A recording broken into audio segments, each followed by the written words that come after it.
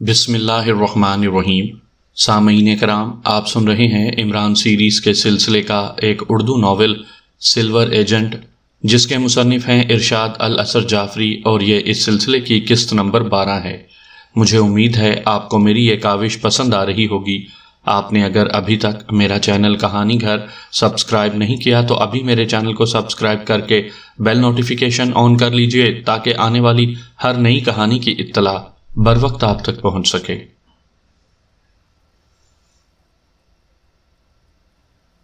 تمہیں silver city کا راستہ معلوم ہے شون؟ جوزف نے غراتے ہوئے لہجے میں کہا۔ نہیں۔ شون نے درد کی شدت کی وجہ سے چیختے ہوئے کہا۔ اوکے، اب میں تمہاری دوسری آنکھ بھی نکال رہا ہوں، جوزف نے کہا، اور اس نے خنجر والا ہاتھ بلند کیا۔ ٹھہرو، بتاتا ہوں، شون نے چیختے ہوئے کہا، لیکن اسی وقت اس کے منہ سے خون ابل پڑا اور اس کا سر ایک طرف گر گیا اور اس کی آنکھیں بے نور ہو گئیں۔ یہ تو مر گیا، جوزف نے شون کو مرتے دیکھ کر اپنے ساتھیوں سے کہا۔ یہ زیرو لینڈ کا ایجنٹ تھا، اس سے سلور سٹی کا ایڈریس معلوم کر لینا ممکن نہیں تھا، صفدر نے جوزف سے کہا۔ اب کیا کیا جائے؟ یہاں تو زیرو لینڈ کے اور ایجنٹ بھی آ سکتے ہیں، چوہان نے کہا۔ اوپر بھی لوگ موجود ہوں گے، ہمیں ان کا بھی خاتمہ کرنا ہوگا، اور جوزف معلومات لینے گیا تھا، یہ کوئی نہ کوئی بات تو معلوم کر ہی آیا ہوگا، روشی نے کہا۔ ہاں، ان کا اسلحہ اٹھا لو اور چلو اوپر، صفدر نے کہا۔ تو انہوں نے دونوں مشین گنیں اور مشین پسٹل اٹھا لیے۔ الماری میں بھی اسلحہ موجود ہے، باقی ساتھی وہاں سے اسلحہ اٹھا سکتے ہیں، جوزف نے کہا۔ باقی ساتھیوں نے بھی الماری سے مشین پسٹل اٹھا لیے اور ان پر سائلنسر بھی فٹ کر لیے۔ اس کے بعد وہ اوپر پہنچے۔ اوپر 10 آدمی تھے، انہوں نے ان سب کا خاتمہ کر دیا۔ ہمیں یہاں کی تلاشی بھی لے لینی چاہیے، ہو سکتا ہے کہ کوئی کام کی بات معلوم ہو جائے، سلیمان نے کہا، جو کہ اس تمام عرصے میں خاموش رہا تھا۔ اس کی بات سن کر سب نے اس بات میں سر ہلایا۔ وہ سب مختلف کمروں میں پھیل گئے اور تقریباً 2 منٹ بعد وہ اکٹھے ہو گئے۔ یہ ایک ڈائری ہے جس پر شون لکھا ہوا ہے، روشی نے ان سب کو ایک ڈائری دکھاتے ہوئے کہا، جبکہ باقی کسی بھی ساتھی کو کوئی بھی کام کی چیز نہیں ملی تھی۔ اب یہاں سے نکلنے کی جائے، ڈائری ہم کہیں اور جا کر پڑھ لیں گے، اب مجھے یہاں خطرہ محسوس ہو رہا ہے، جوزف نے کہا۔ تو وہ سب اس کوٹھی سے باہر نکل آئے۔ ابھی وہ کوٹھی سے چند میٹر دور گئے ہوں گے کہ انہیں دھماکوں کی آواز سنائی دی۔ انہوں نے مڑ کر دیکھا، جس کوٹھی میں وہ چند لمحے پہلے موجود تھے وہ ملبے کا ڈھیر بن چکی تھی، اور وہاں سے آگ کے شعلے بلند ہو رہے تھے۔ عمران کو بھی قبل از وقت خطرے کا احساس ہو جاتا ہے، اور جوزف کو بھی، تنویر نے کہا۔ ہاں، یہ بھی اللہ تعالیٰ کی مہربانی ہے، اس میں عمران صاحب اور جوزف کی خوبی نہیں، صدیقی نے کہا۔ ہمیں خود ہی کوئی ٹھکانہ دیکھنا چاہیے، ہم اتنے سارے لوگ ہیں، فوراً ہی نظروں میں آ سکتے ہیں، روشی نے ان سے کہا۔ تو اسی وقت انہیں ایک کوٹھی پر برائے فروخت کا بورڈ لگا ہوا نظر آیا۔ اس وقت اس سے اچھی جگہ اور کوئی نہیں ہو سکتی تھی، لہٰذا چند ہی لمحوں میں وہ سب اس کوٹھی کے اندر بیٹھے ہوئے تھے۔ سب سے پہلے انہوں نے شون کی ڈائری پڑھی۔ ڈائری میں ایئر کار کا ذکر تھا اور اس کی تفصیلات بھی بتائی گئی تھیں۔ روشی نے سب کو ایئر کار کی تفصیلات پڑھ کر سنا دیں۔ مجھے یقین ہے مس روشی کہ اب ہم سلور سٹی پہنچ جائیں گے، جوزف نے روشی سے کہا۔ کیا اس ایئر کار کے ذریعے؟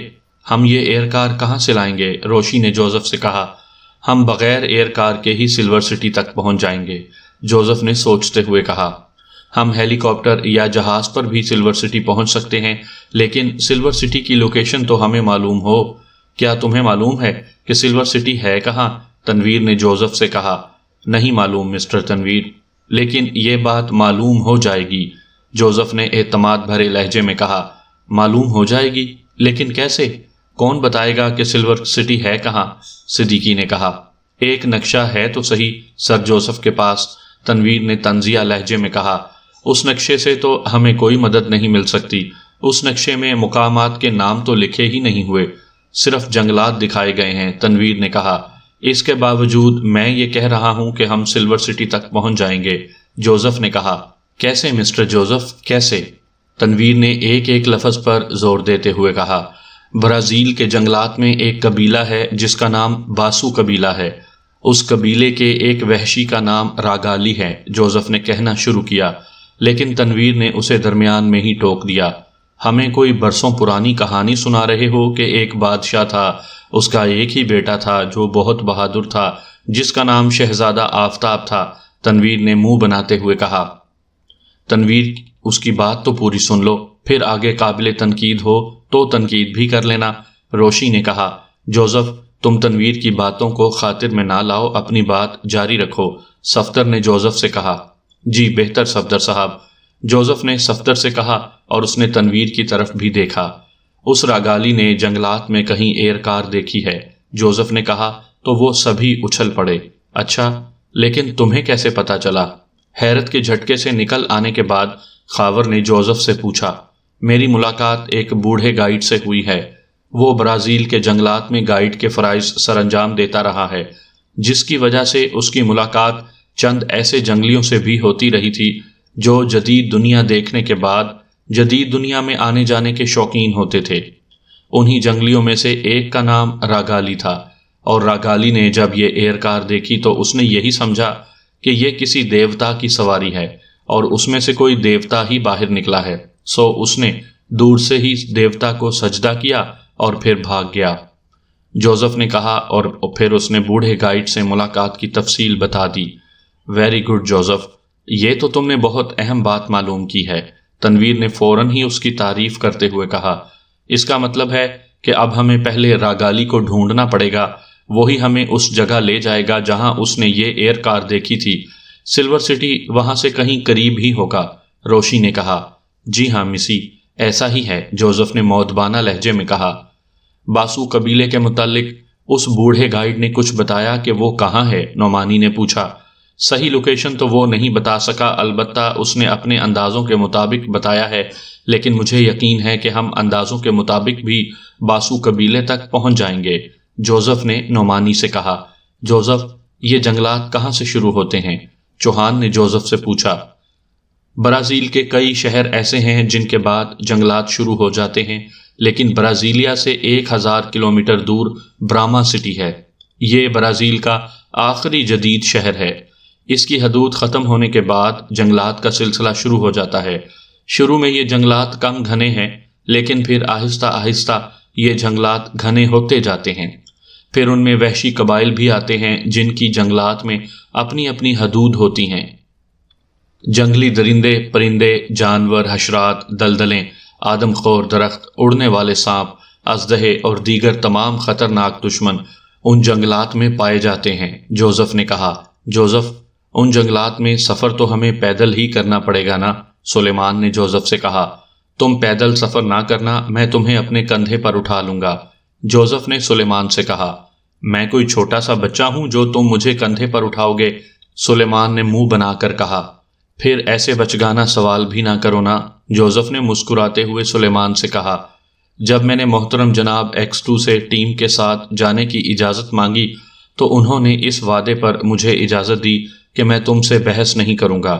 اس وعدے کی وجہ سے میری زبان بندی ہے، ورنہ تو میں تمہیں باتوں کی ایسی مار مارتا کہ تم قیامت تک یاد رکھتے، سلیمان نے غصیلے لہجے میں کہا۔ اب باتیں تمہیں آ نہیں رہیں اور الزام دے رہے ہو تم جناب X2 کو، جوزف نے کہا۔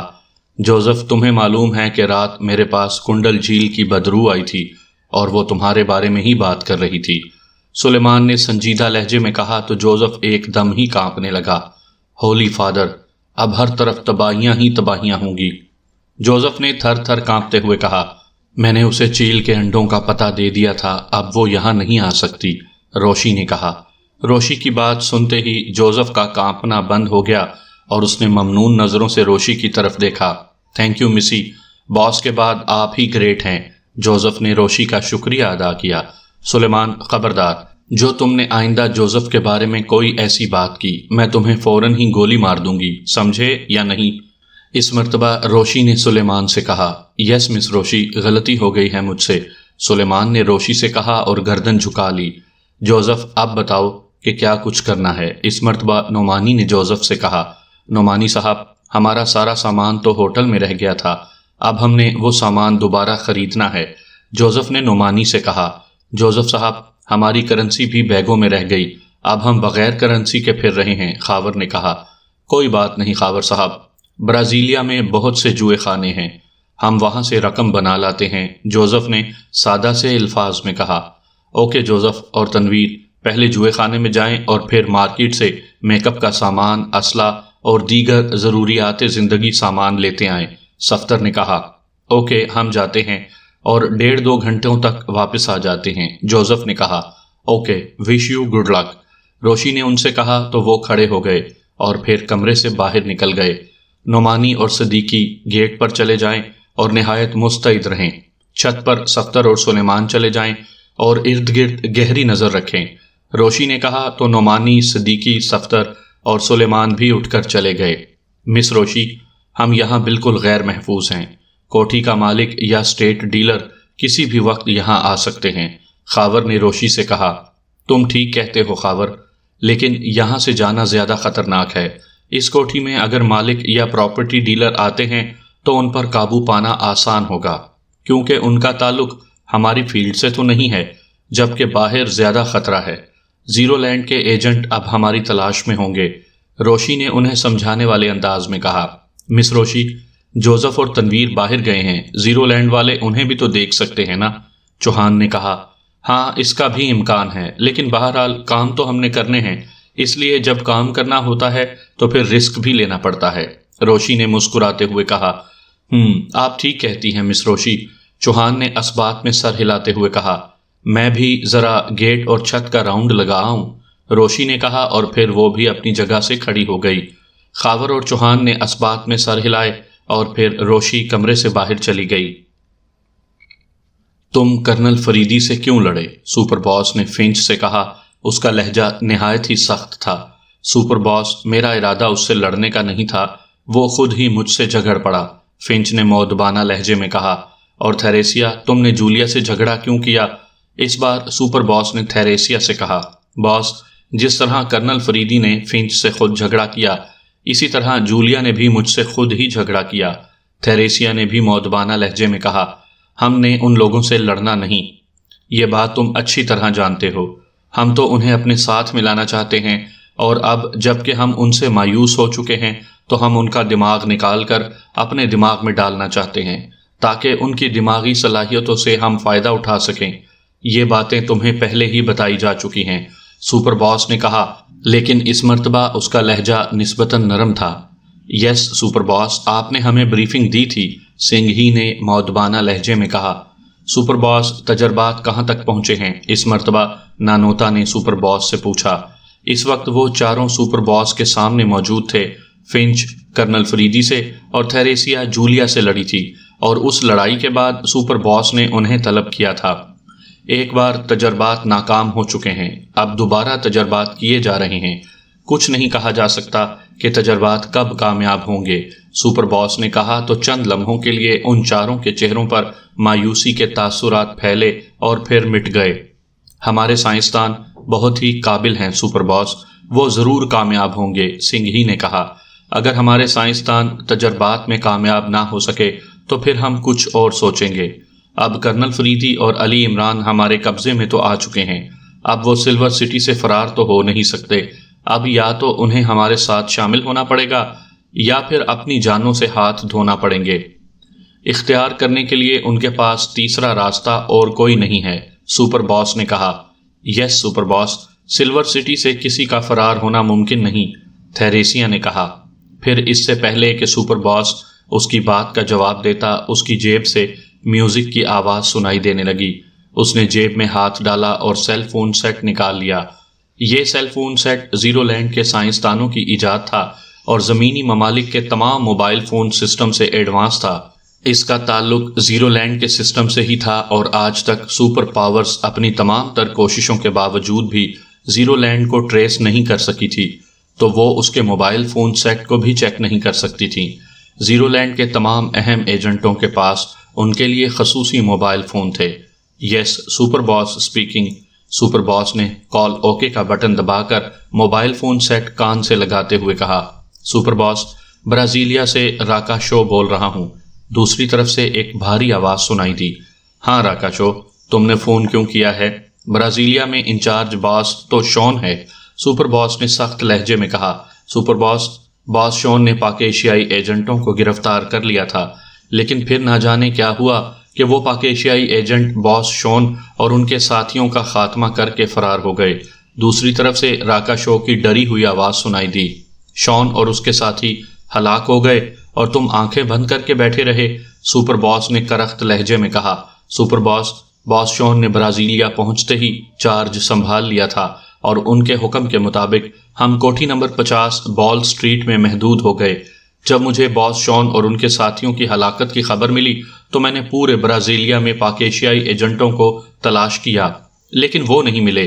نہ جانے انہیں زمین کھا گئی ہے یا آسمان نے نگل لیا ہے۔ دوسری طرف سے راکا شو کی مودبانہ آواز سنائی دی، ایڈیٹ، وہ برازیلیا میں سیر و تفریح کی غرض سے نہیں آئے، وہ سلور سٹی کو تلاش کرنے کے لیے آئے ہوئے ہیں، لہٰذا تم انہیں برازیلیا سٹی میں نہیں بلکہ جنگلوں میں تلاش کرواؤ۔ سپر باس نے کرخت لہجے میں کہا۔ یس باس، آپ کے حکم کی تعمیل ہوگی۔ دوسری طرف سے راکا شو کی بدستور مودبانہ آواز سنائی دی، تم سب نے اٹھ کر اب جنگلوں میں ہی غائب نہیں ہو جانا، یہ کام تم اپنے اسسٹنٹ کے ذمہ لگا دو۔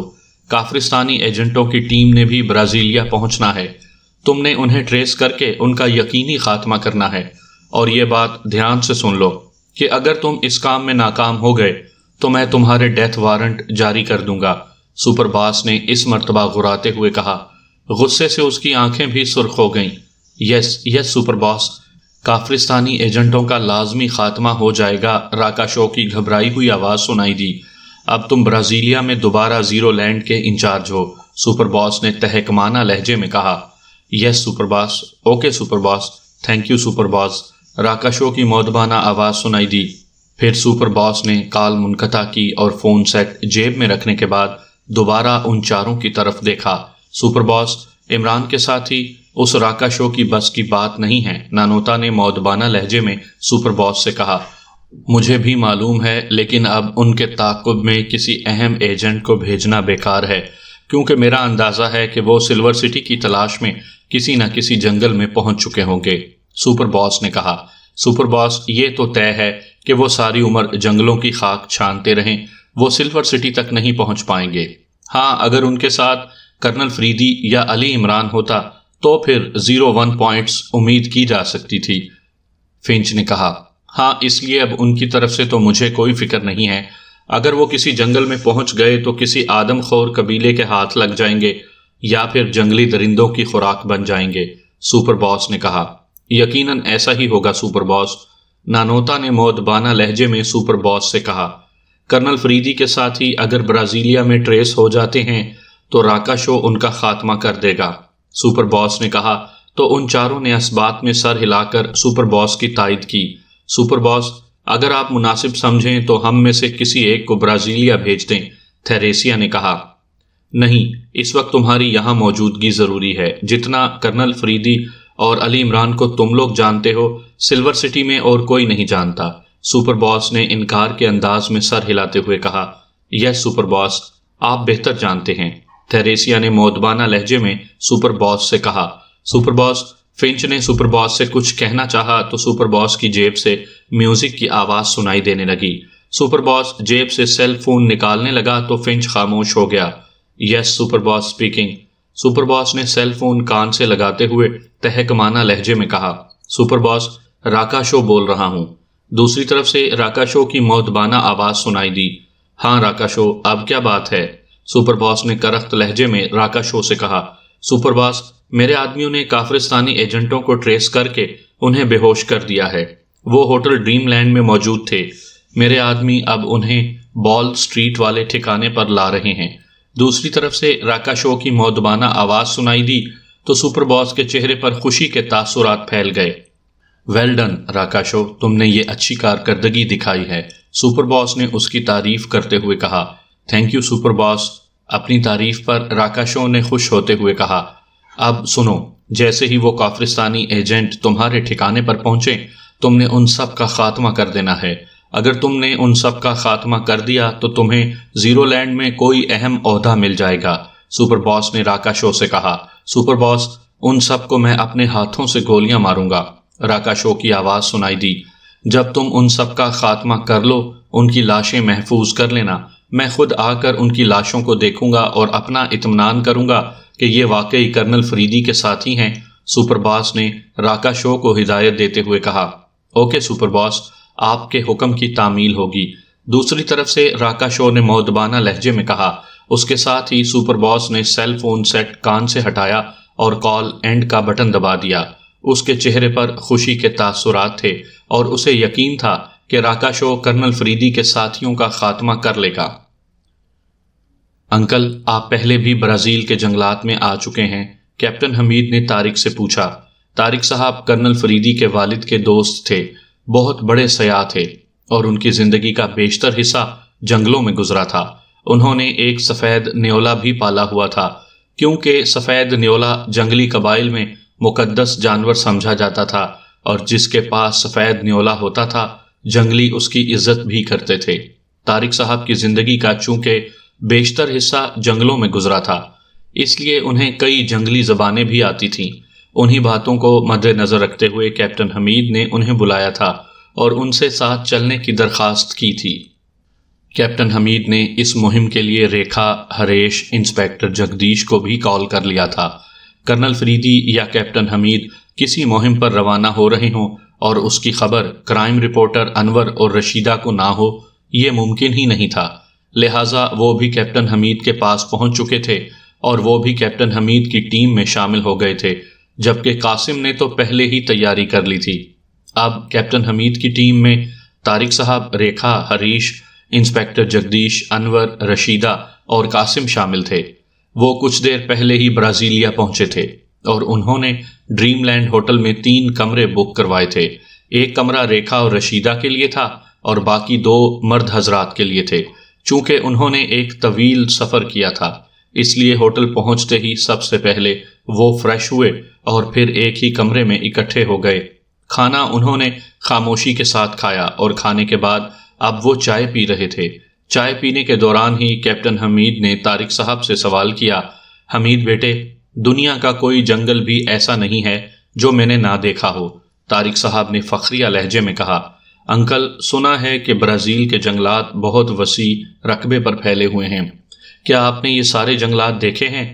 رشیدہ نے پرتجسس لہجے میں طارق صاحب سے پوچھا تو ان کے چہرے پر مسکراہٹ آ گئی۔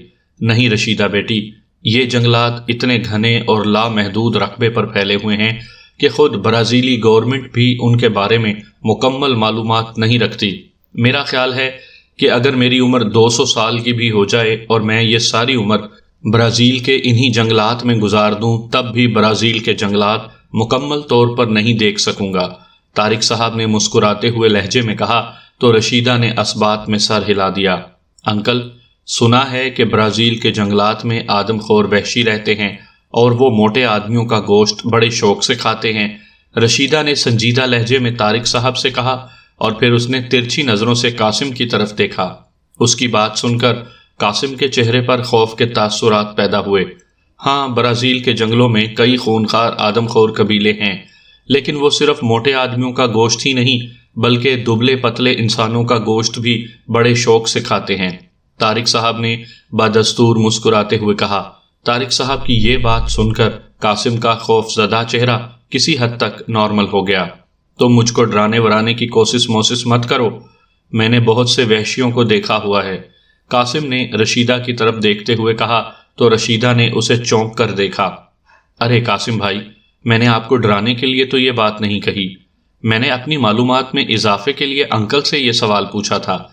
رشیدہ نے معصوم سے لہجے میں قاسم سے کہا، میں سب سمجھتا ہوں، بچہ نہیں ہوں میں، اور ہاں، یہ تم نے مجھے بھائی کس خوشی مسی میں کہا ہے؟ قاسم نے رشیدہ کو آنکھیں دکھاتے ہوئے کہا، قاسم بھائی، کیا آپ میرے بھائی نہیں ہیں؟ رشیدہ نے شکایتی لہجے میں قاسم سے کہا، نہیں، میں کسی کنواری مواری فل فلوٹی کو بہن وہن سمجھ کر اپنی شادی وادی کا چانس ماس خراب نہیں کرنا چاہتا۔ قاسم نے منہ بناتے ہوئے کہا، ارے قاسم بھائی، آپ تو شادی شدہ ہیں، اگر آپ کی بیگم کو آپ کے خیالات کی خبر ہو گئی تو وہ آپ کو خوب مارے گی۔ رشیدہ نے شوخ لہجے میں قاسم سے کہا، وہ چھپکلی بیگم، سالی مالی، میں اس سے کیوں ڈروں مروں گا؟ قاسم نے دوبارہ منہ بناتے ہوئے کہا، مجھے تو کیپٹن صاحب بتا رہے تھے کہ آپ اپنی بیگم سے بہت ڈرتے ہیں۔ اس مرتبہ انور نے قاسم سے کہا، یہ سالہ تو ایسے بکواس مکواس کرتا رہتا ہے۔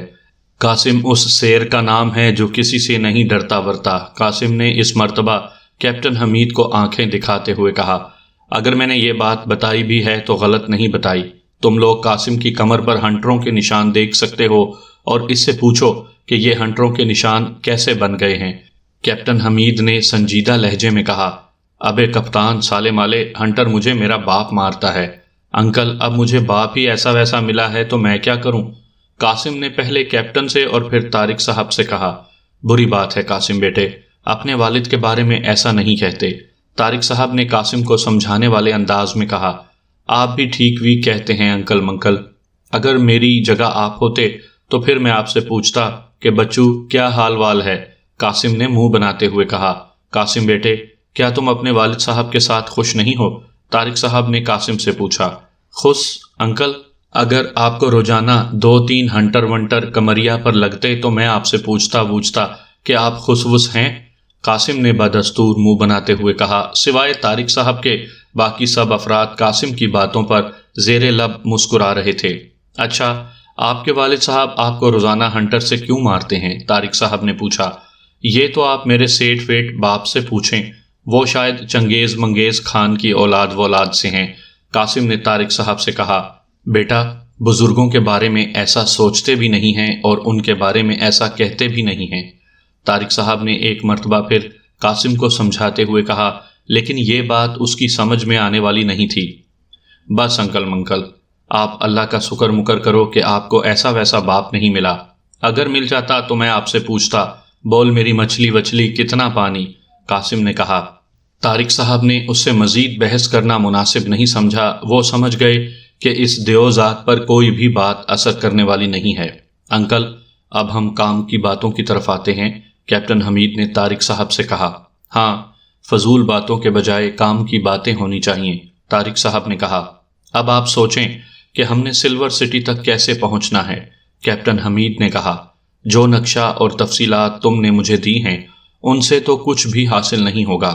ہاں، برازیلیا میں ہمیں کوئی ایسا آدمی ڈھونڈنا پڑے گا جو برازیل کے جنگلات اور جنگلات میں آباد قبائل کے بارے میں مکمل طور پر نہ صحیح کچھ نہ کچھ تو جانتا ہو، طارق صاحب نے کیپٹن حمید سے کہا۔ طارق صاحب سوچ میں پڑ گئے۔ وہ کافی دیر تک سوچتے رہے اور کافی دیر سوچنے کے بعد وہ چونکے۔ آج سے 6 سال پہلے میں برازیل کے جنگلات کی طرف آیا ہوا تھا۔ ان دنوں مجھے ایک وحشی قبائلی آدمی ملا تھا۔ اسے جدید دنیا دیکھنے کا بہت شوق تھا۔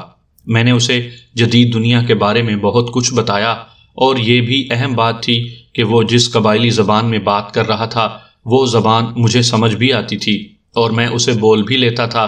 میں اسے جدید دنیا میں لایا اور 1 ہفتے تک اس کی خدمت بھی کی۔ اس کا نام لاکاشا تھا اور اس کے قبیلے کا نام باما تھا، طارق صاحب نے کہا۔ پھر تو انکل ہمیں فوری طور پر اس باما قبیلے میں جانا چاہیے۔ ہو سکتا ہے کہ آپ کے اس لاکاشا سے کوئی اہم بات معلوم ہو جائے، کیپٹن حمید نے بے چین لہجے میں طارق صاحب سے کہا۔ جلدی کا کام شیطان کا ہوتا ہے، ہمیں جلد بازی سے کام نہیں لینا چاہیے، بہت دیر سے خاموش بیٹھی ہوئی ریکھا نے کہا۔ زیرو لینڈ والے کرنل صاحب کو اغوا کر کے لے گئے ہیں، مہمان بنا کر نہیں لے گئے، اس مرتبہ انور نے کہا۔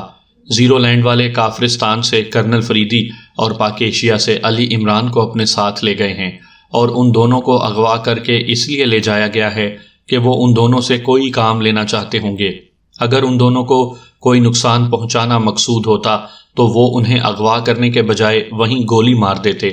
اس مرتبہ انسپیکٹر جگدیش نے کیپٹن حمید سے کہا، بات تو تمہاری بھی ٹھیک ہے، لیکن یہ سوچ کر ہم بیٹھ تو نہ جائیں کہ زیرو لینڈ والے کرنل صاحب کو کوئی نقصان تو پہنچا نہیں سکتے، کیپٹن حمید نے جگدیش سے کہا۔ میرا خیال ہے کہ ہمیں ایسٹ سٹی جانا پڑے گا، انشاءاللہ وہاں سے کوئی نہ کوئی راستہ نظر آ ہی جائے گا جو ہمیں ہماری منزل دکھا دے گا، طارق صاحب نے کہا۔ سب نے ان کی تائید میں سر ہلا دیے۔ انکل، آپ باما قبیلے کو ڈھونڈ لیں گے؟ ریکھا نے طارق صاحب سے پوچھا۔ ہم تو اللہ کے نام پر نکلے ہوئے ہیں ریکھا بیٹی، وہی اسباب پیدا کرے گا اور وہی ہمیں منزل تک لے جائے گا، ہم نے تو صرف حرکت کرنی ہوتی ہے، برکت تو اس نے ڈالنی ہوتی ہے، طارق صاحب نے کہا۔ طارق انکل، آپ بالکل ٹھیک فرما رہے ہیں، رشیدہ نے سنجیدہ لہجے میں کہا۔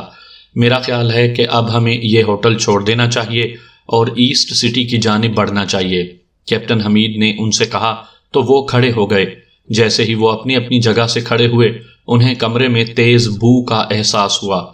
انہوں نے فوراً سانس روکنے کی کوشش کی، کیونکہ اس بو سے وہ سمجھ گئے تھے کہ یہ بے ہوش کر دینے والی گیس کی بو ہے، لیکن ان کے سانس روکنے کی کوشش کامیاب نہ ہو سکی، کیونکہ ان کے سانس بند کرنے سے پہلے ہی گیس ان کے ذہنوں پر غلبہ حاصل کر چکی تھی۔ اس لیے ان سب کے دماغ بری طرح چکرائے اور پھر وہ ایک ایک کر کے گرتے چلے گئے۔